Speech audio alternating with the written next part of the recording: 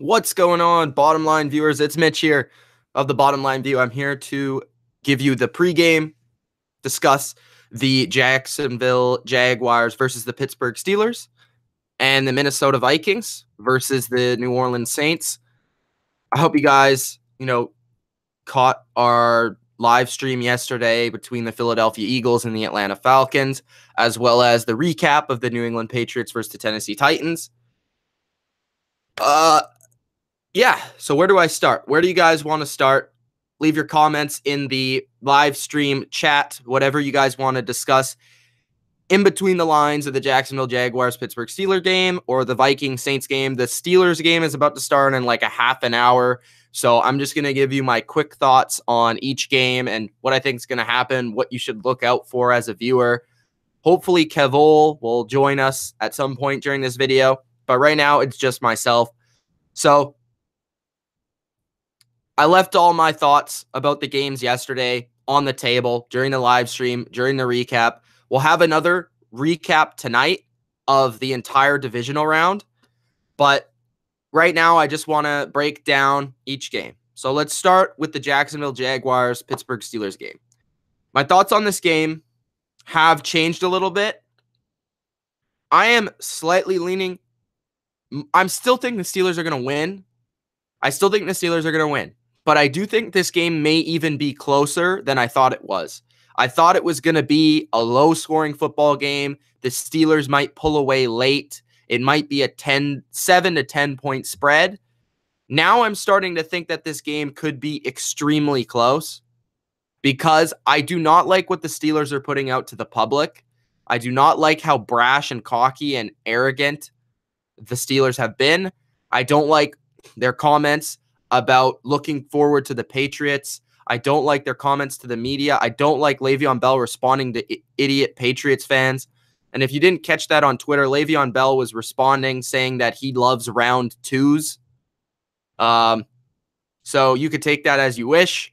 To Patriots fans, he was saying basically that we'll see you next week. So I really feel like the Pittsburgh Steelers have been overlooking the Jaguars all week long, and I really don't like the way that they've come into this game. I think they almost look to me as an underprepared team. They look to me as an overconfident team, and they are playing a team that is young, that is feisty, that wants to fight, that is tough, and I think the Jaguars come in with a mindset that is absolutely going to jump on the Steelers from the first play. So the Steelers need to be ready. That is the thing. Because the Jacksonville Jaguars are going to punch you in the mouth repeatedly until you beat them. If the Jacksonville Jaguars, especially their defense, they're going to come out hitting hard. They're going to come out, they're going to be flying around. And if the Steelers aren't ready for that, they could easily be down 2 touchdowns. So the Steelers need to come out strong in this game. As for the matchups, Antonio Brown is going to play. It's going to be interesting to see how healthy he is, if he's 100% or not. But regardless, that matchup against Jalen Ramsey and AJ Bouye is going to be one to watch. I don't think Ramsey is going to follow him the entire game. That's just not the style of defense that the Jacksonville Jaguars play. They have 2 really great corners, so I don't think that they really will rely on that much. So I think both sides will be covered with Bouye on one side with Ramsey. They do play a lot of cover 3 zone coverages. It's going to be interesting to see if they play more man in this game. I'm going to be looking for that as well.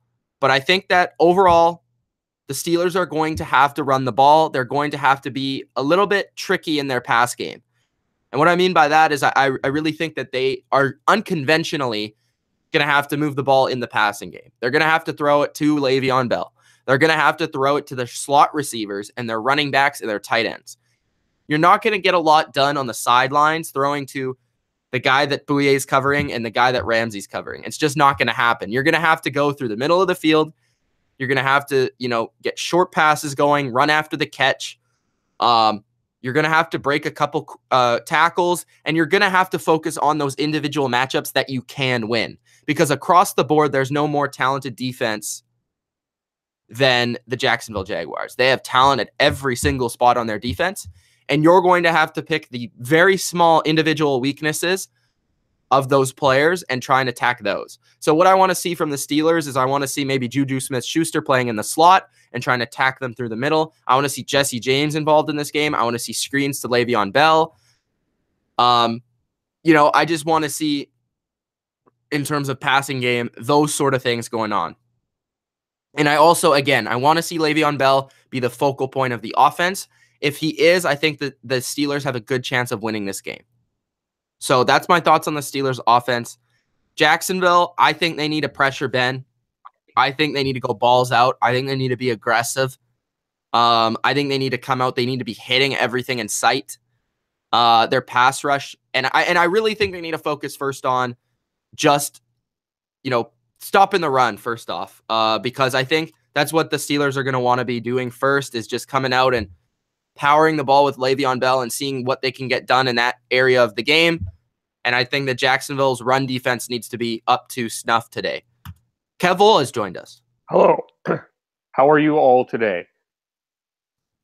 We're pretty good there, Kevol. Are you just woken up? I had to get a coffee, so it took a little bit. But, I am now awake here, 9:40 Eastern or Pacific time out here on the West Coast. So I don't know if you missed it or you saw it. I don't know if you were listening. So basically what I said was for the Jacksonville, I haven't discussed Vikings yet.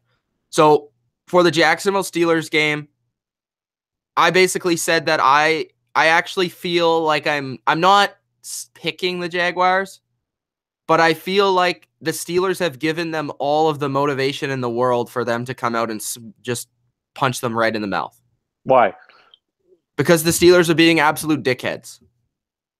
Well, that's Steelerish, though. But the Steelers are coming out and they're saying, oh, we're playing the Patriots next week. They haven't even made one comment about the Jaguars. It feels like they are playing the Patriots this week. Like, did they not know they have an opponent this week? And you're going to come out and you're going to play this defense and you're going to be that lackadaisical?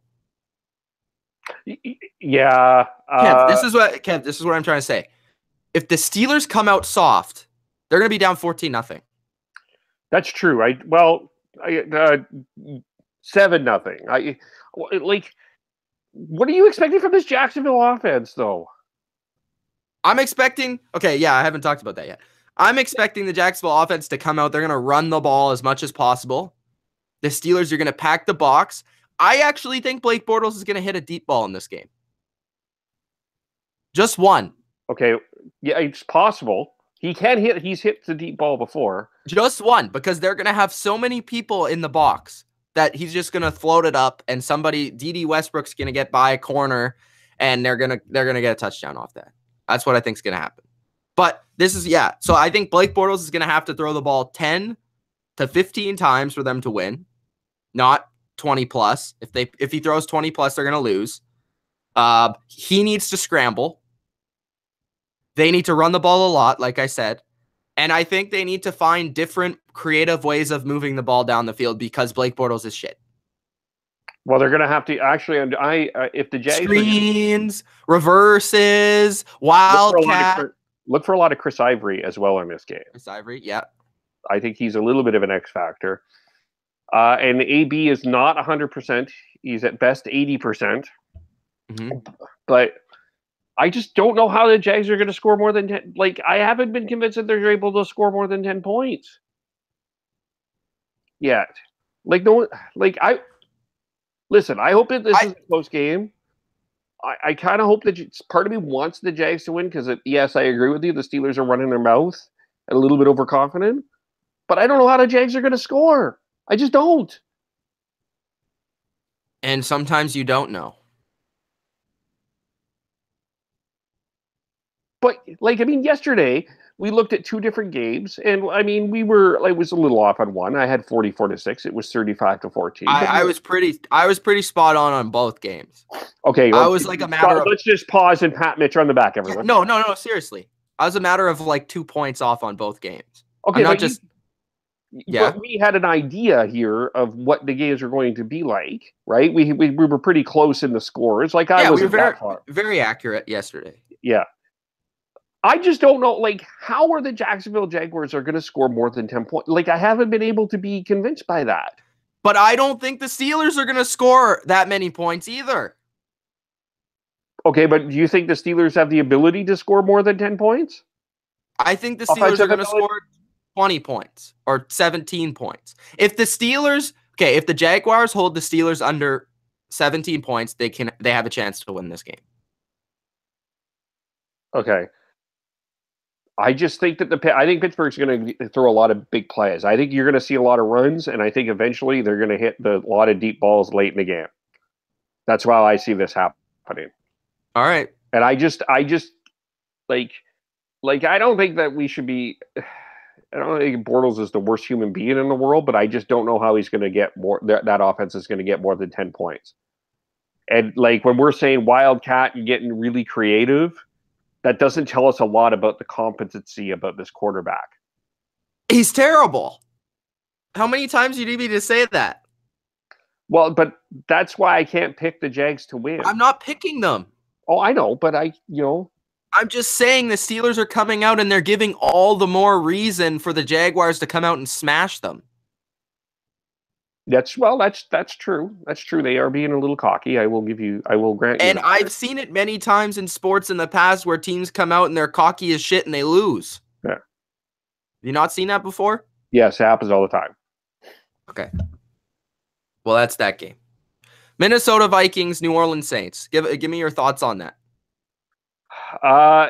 This is one of those games where it's going to be kind of interesting because the argument against the Vikings is Case Keenum because he doesn't have playoff experience against a guy that I don't think he doesn't have a great road record in the playoffs. People forget that. Drew Brees?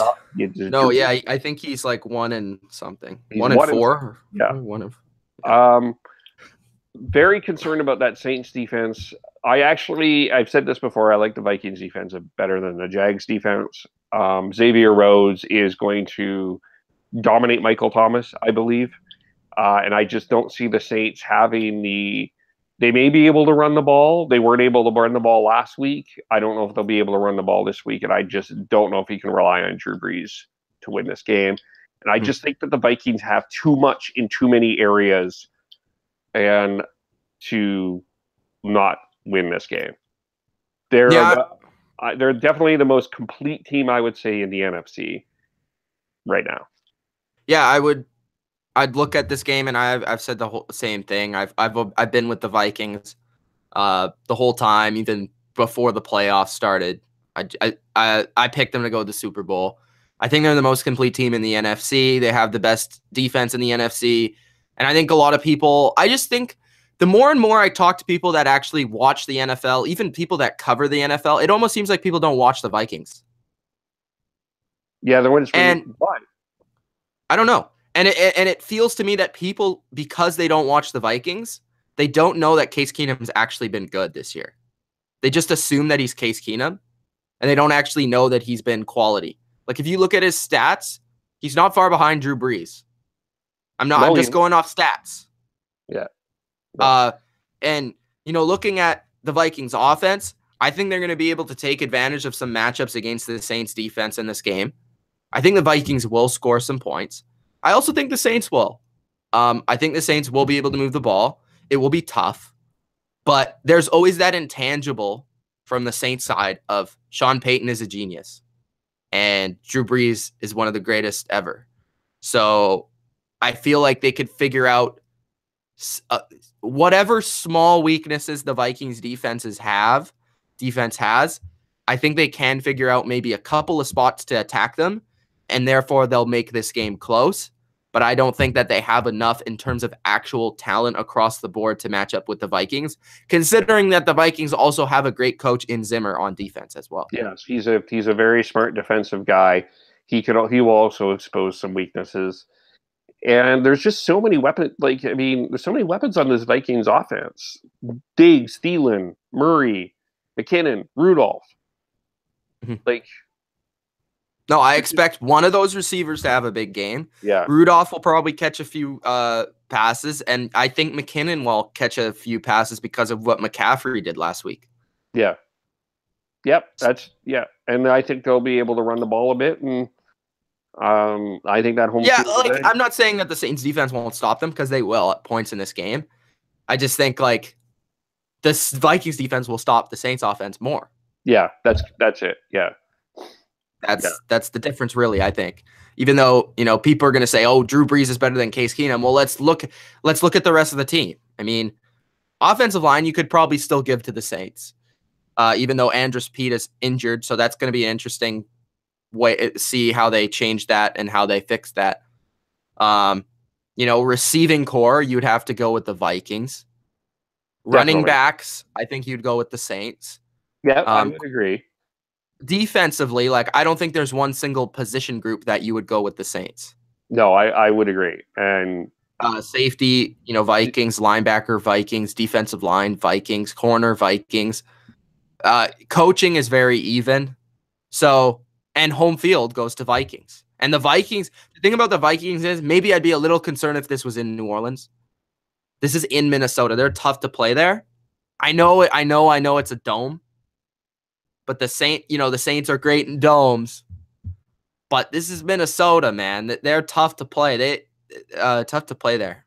Yeah. So it's gonna be a good game. I don't know who I'm not. This is an interesting one. This is a game where I'm not really cheering for a team. I've kind of cheered for a team on every game, and I will be cheering for the Jaguars. Because you don't like the Steelers? Yes. Not because I don't want to play them. Not because you're afraid of the Steelers. Let's clarify this. No. Yeah, I'm clarifying this. I've said this many times. I don't care who the Patriots play, if it's Jacksonville or the Steelers. Like I said, there's pros and cons to both matchups.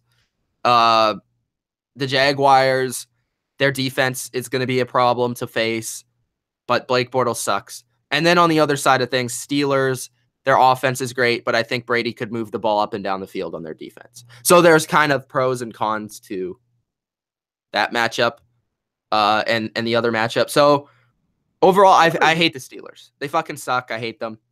They're a bunch of dickbags, especially this year's Steelers team.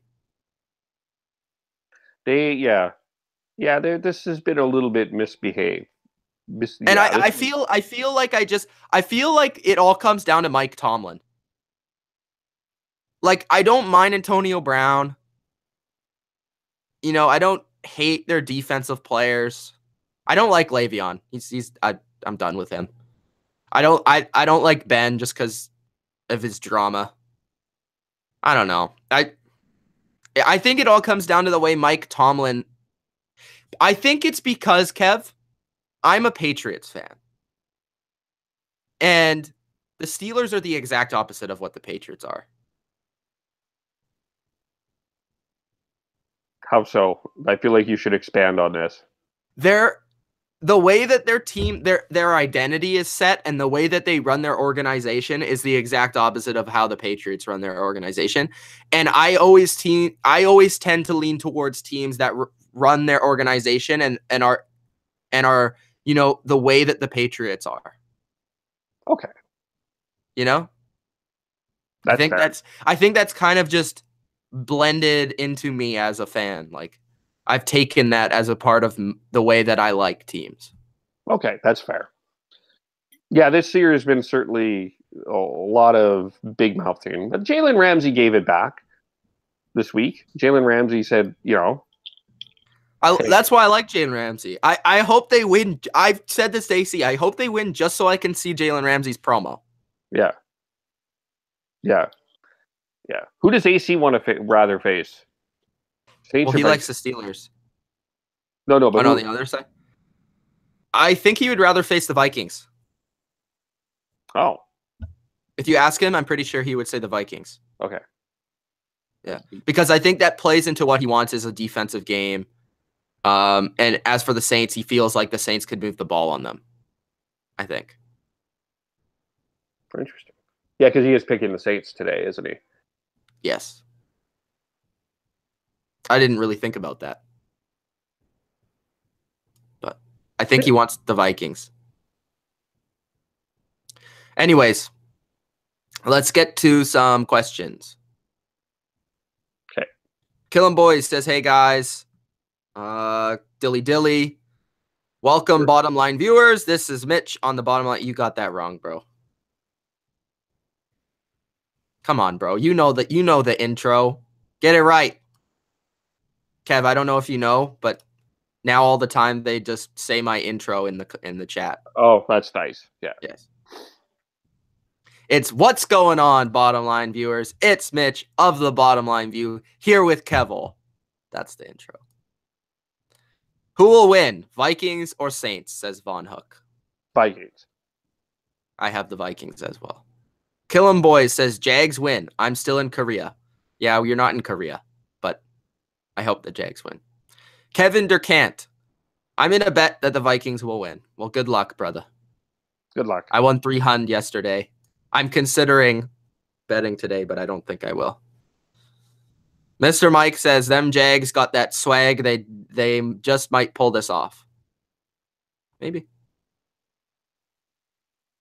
Kevin Durkant says, I feel like the Jags might win. The Steelers are not in the right mindset. Vikings are awesome.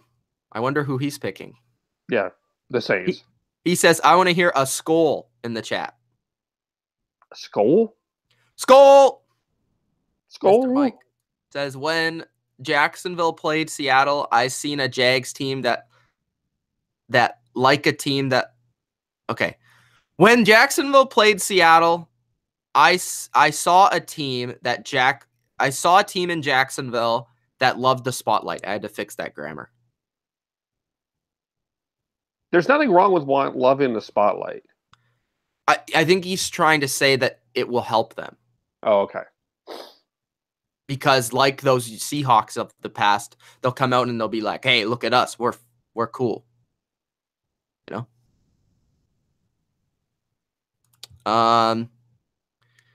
Vikings are awesome, says Jags 38-7. Vikings 29-10. Not a lot of Steelers fans in here.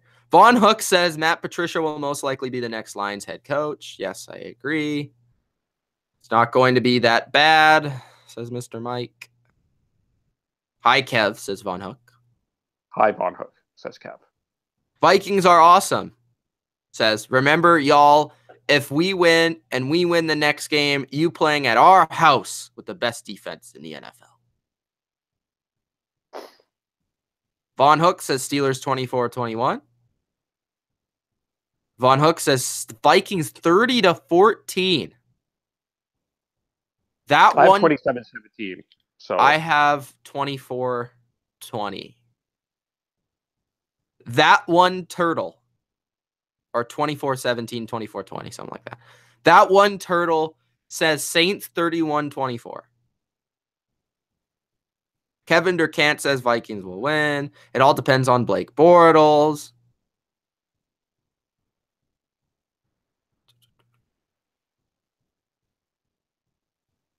No way the Steelers lose, says Ferocious Film. Mr. Mike says he thinks the great Blake Bortles will show up today, but will choke in New England. what happens to Tomlin if they do lose? He's fine. Yeah, they're safe over there.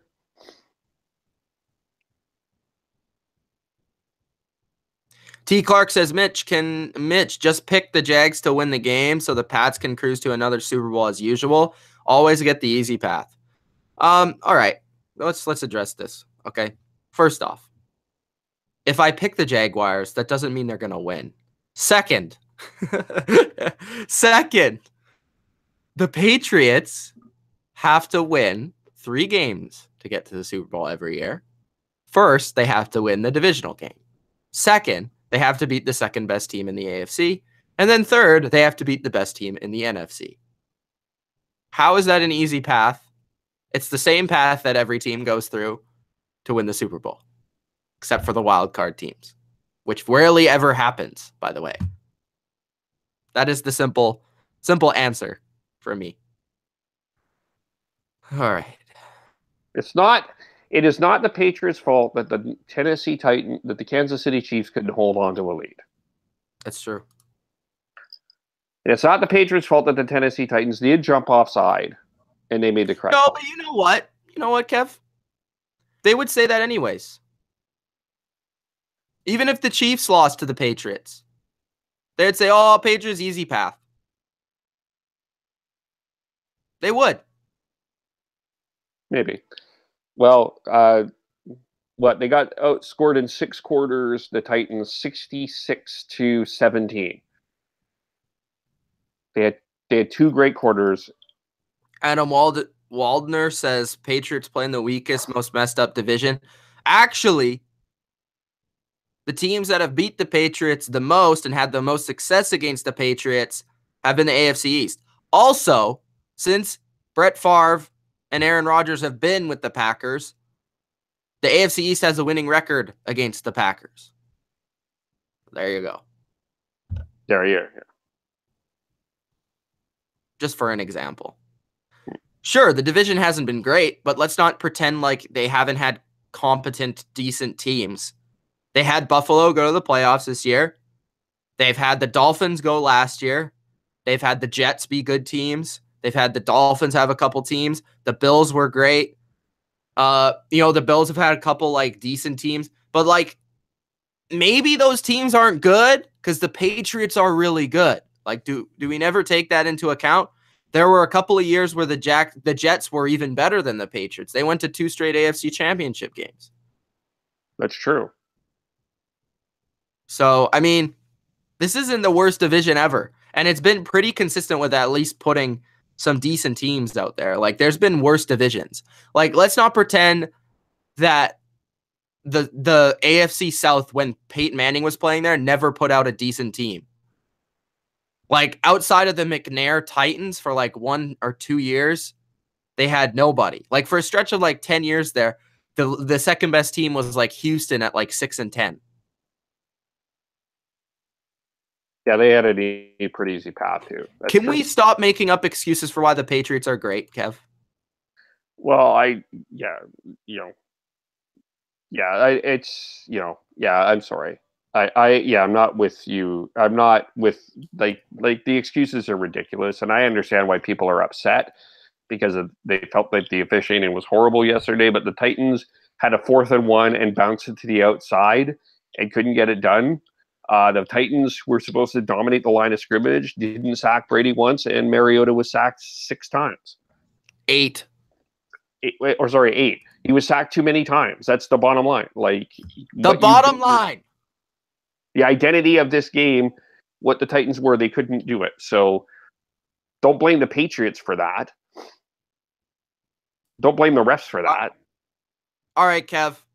We're going to go. Yeah, the game's starting. The game's starting right now. So thanks, guys, for joining us here on the pregame. Enjoy the games today. We are picking the Steelers and the Vikings. I hope you guys enjoy the games. And, have a good day. We'll be back here for the recap of both these games later on with the full cast of characters. See you then. Peace out. Peace.